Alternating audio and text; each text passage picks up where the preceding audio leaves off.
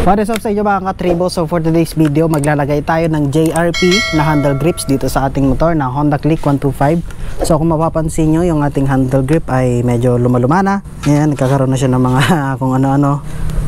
Yan pa yung stock na handle grip ng ating motor. Yan pa yung stock niya simula nung nabili itong motor na to. So 2 years ago, simula nung mabili itong motor, hindi pa napapalitan ng handle grip. So for today's video, susubukan natin itong handle grip from JRP.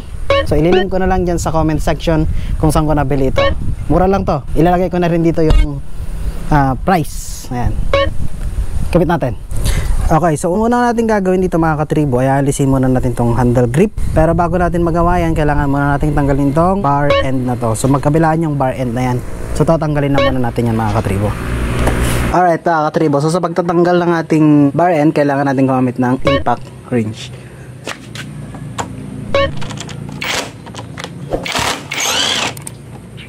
Okay.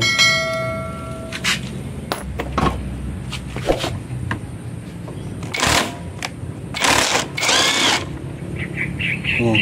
Para mabilis nating matanggal tong ating handle grips.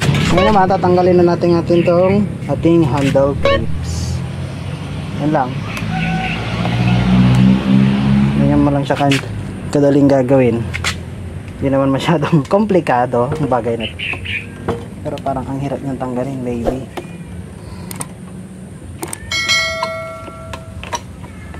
Yung iba nilalangisan pa ito eh. Tumula tayo sa kabila. Ay. Yan, madali lang dito sa kabila. Yan. Tanggal.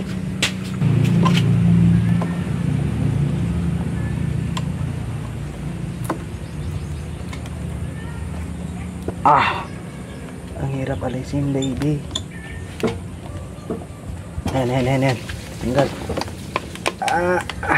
Yun.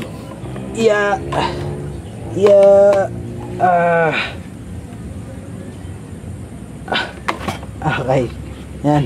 Tanggal. Ngayon naman, bubuksan natin yung ating handle grip. Tara! Tayo natin ng konti.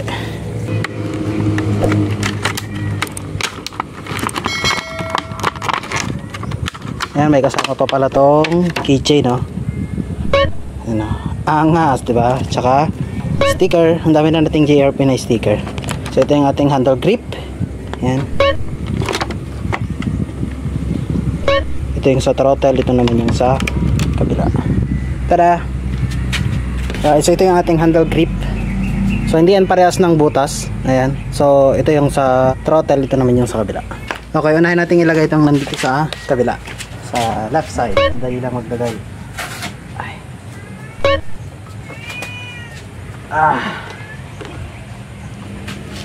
Yan. Okay. Hindi lang siya kadaling ilagay. Dapat kita yung tutak ng JRP. Yan. Ilagay na natin. So ito. Okay na siya. Ito naman tayo sa kabila. Alright. Dito tayo. So kailangan nating alisin tong mga ngipin na to bago natin siya may lagay. Ayan o. May mga ngipin kasi yan. Alright, so ayan mga katribo. So ito yung nagiging problema sa tuwing naglalagay tayo ng handle grips. Sa stock kasi, naka-form siya as may mga ngipin-ngipin na kagaya nyan. Para hindi dumulas yung stock na handle grip. Pero dito, nailagay naman na natin yung ating handle grip sa left side. Ayan. So JRP. So, ang gagawin natin dito mga katribo, alisin na muna natin tong mga to. Itong mga ngipin na yan. Saka natin ilalagay itong ating right.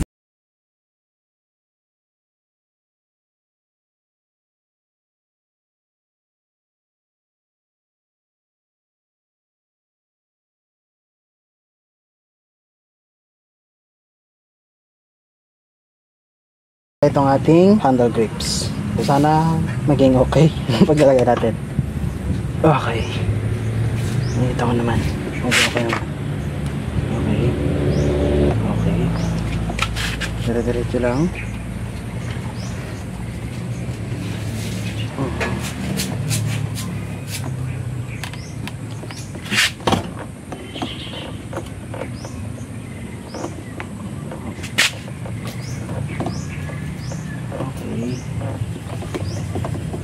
Pa.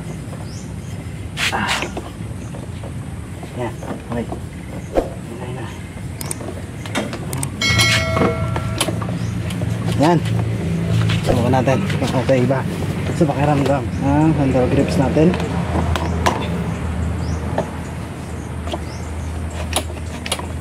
Okay, intact naman yung ating pagkakalagay. Alright, nice.